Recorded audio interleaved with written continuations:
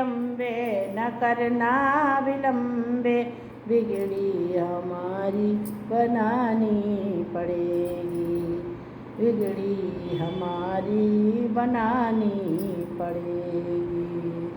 हम आपको दुर्गा सप्तशती का 3वां अध्याय सुनाने जा रहे हैं। अच्छा लगे लाइक शेयर ज़रूर करना, प्यारा सा कमेंट करना, और जो सब्सक्राइब ना किया हो तो सब्सक्राइब ज़रूर कर देना। आपका तहे दिल से मैं आशीर्वाद देती हूँ आपको। ऋषि बोले, असुर सेनापति चिक्षुर अपनी सेना का संहार होते हुए देख क्रोधित होकर जगदम्बिका से युद्ध करने के लिए गया। वह असुर युद्ध में भगवती के ऊपर इस प्रकार बाणों की वर्षा करने लगा, मानो सुमेर पर्वत पर मेघ जल बरसाता हो। तत्पश्चात देवी ने उनके बाणों को खेल खेल में अपने बाणों से काट दिया और उसके रथ के घोड़े तथा सारथी को भी मार गिराया। तत्काल ही उसके धनुष तथा ऊंची ध्वजा को काट दिया। धनुष के कटते ही उसके शरीर में बाणों से घाव कर दिया। धनुष, रथ, घोड़ा तथा सारथी के नष्ट हो जाने पर वह ढाल तलवार लेकर भगवती पर प्रहार करने को दौड़ा। उसने तीक्ष्ण धार वाली तलवार से सिंह के मस्तक पर प्रहार करके बड़े वेग से भगवती की बाईं भुजा में भी प्रहार किया। हे राजन, वह तलवार भगवती की भुजा पर पड़ते ही टूट गई। तदंतर उसने बड़े क्रोध से लाल नेत्र करके त्रिशूल उठा लिया तथा भद्रकाली देवी की तरफ से उसे फेंका। वह त्रिशूल व्योम मार्ग से गिरते हुए सूर्य के सदृश प्रकाशमान दिखाई पड़ा। इस प्रकार उस त्रिशूल को अपनी ओर आते देख देवी ने अपना त्रिशूल छोड़ा और उस महादैत्य को भी मार गिराया। जब चिक्षुर असुर मारा गया तो देवताओं का शत्रु चामर हाथी पर बैठकर भगवती से युद्ध करने को उद्यत हुआ और उसने देवी के ऊपर शक्ति को फेंका, परंतु जगदम्बा ने उसे हुंकार से निष्प्रभ करके पृथ्वी पर फेंक दिया। शक्ति के टूटते हुई उस असुर ने क्रोधित हो अपना त्रिशूल मारा। भगवती ने उनको भी बाणों से काट दिया। तत्पश्चात भगवती का सिंह उछलकर हाथी के मस्तक पर बैठ गया और उस दैत्य के साथ बाह्य युद्ध करने लगा। वे दोनों लड़ते लड़ते हाथी पर से नीचे पृथ्वी पर गिर पड़े और अत्यंत क्रोधित होकर परस्पर लड़ने लगे। फिर सिंह ने बड़े वेग से आकाश की तरफ उछलकर चामर को थप्पड़ मारकर उसका सिर शरीर से पृथक कर दिया और देवी ने उदग्र को शिला, वृक्ष आदि से मार दिया तथा दांत और मुक्कों की मार से कराल को मार दिया। तत्पश्चात भगवती ने क्रोधित हो उद्धत दैत्य को गदा से मार दिया। विंध्यपाल से वाष्कल तथा गंधक और ताम्र को बाणों से मार दिया। 3 नेत्रों वाली भगवती ने उग्रास, उग्रवीर और महाहनु को मार डाला।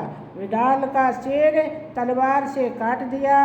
दुर्धर और दुर्मुख को बाणों की मार से यमलोक पहुंचा दिया। इस भांत अपनी सेना का संहार हुए देख महिषासुर भैंसे का रूप बना देवी के गणों को भय दिखाने लगा। किन्हीं को थुन से प्रहार करके, कुछ को खुरों से, कुछ को पूंछ की फटकार से, कुछ को सींगों की टक्कर से चोट मारने लगा। किसी को तेज दौड़कर, किसी को गर्जना करके, किसी को चक्कर देकर तथा किसी को श्वास की वायु में से पृथ्वी पर पटकने लगा। इस तरह देवी के गणों की सेना के गिरते ही महिषासुर देवी को मारने को दौड़ा तो भगवती ने उस पर क्रोध किया फिर यह बलवान महिषासुर भी क्रोध करता हुआ धरती को विदीर्ण करने लगा तथा ऊंचे ऊंचे पहाड़ों को सींगों से फेंकता हुआ गरजने लगा। उसके वेग से दौड़ने से पृथ्वी फिरने लगी तथा पूंछ की फटकार से सागर का जल चारों तरफ फैलने लगा। सींगों की चोट से मेघों के खंड खंड हो गए तथा श्वास की वायु से उड़े हुए सैकड़ों पर्वत आकाश से नीचे गिरने लगे। इस प्रकार क्रोध युक्त उस महिषासुर को आते हुए देख चंडिका देवी ने उसको मारने के लिए क्रोध किया और भगवती ने पास को फेंका। वह असुर उस पास में बंध गया। पास में बंधते ही उसने अपना भैंसे का रूप त्याग दिया और सिंह का रूप धारण कर लिया। जैसे ही भगवती उसका सिर काटना चाहती थी कि वैसे ही वह असुर तलवार लिए मनुष्य रूप में हो गया। तब भगवती ने बाणों की वर्षा करके ढाल तलवार सहित उसके मनुष्य रूप को काट दिया। तब वह हाथी के रूप में उत्पन्न हो गया और भगवती के सिंह को अपनी सूंड से खींच खींच कर गर्जने लगा। भगवती ने तलवार से उसकी सूंड काट दिया। तदंतर वह महिषासुर फिर भैंसे का रूप धारण कर त्रैलोक के सभी चराचर मात्र को पहले की तरह कष्ट देने लगा। तब तो चंडिका देवी क्रोधित हो सुरापान करने लगी और लाल लाल नेत्र कर हंसने लगी। बलवीर के अहंकार के कारण वह महिषासुर भयंकर गर्जना करता हुआ सींगों से चंडिका देवी की ओर पहाड़ों को फेंकने लगा। फिर देवी अपने बाणों से उन पर्वतों को चूर्ण करती हुई लड़खड़ाते वचनों से बोली। देवी ने कहा, ओ मूढ़, मैं जब तक मधुपान करती हूँ तब तक तू क्षण भर के लिए गर्ज ली।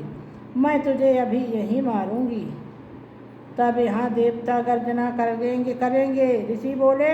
देवी इतना कह उस महिषासुर के ऊपर चढ़ गई और अपने पांव से दबाकर उसे त्रिशूल से मारने लगी। वह असुर भी देवी के पैरों से दबा हुआ अपने मुंह की ओर से दूसरे रूप में आधा बाहर की ओर निकलने ही पाया था कि भगवती ने अपने बल पराक्रम से उसे रोक दिया।